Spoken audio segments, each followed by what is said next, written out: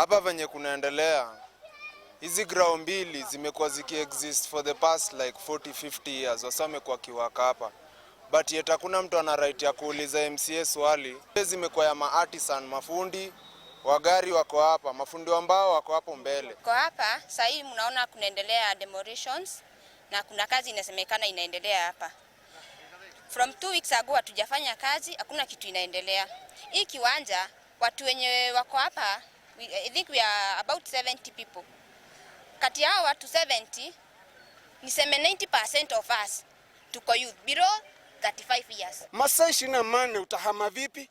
Hauwezi, manake unafaa kupewa muda, ujipange, ujue mahala ambapo utakapoenda, ujisitiri kwa saizi, alafu ukishapata sehemu ya kwenda, unaondoka unaenda.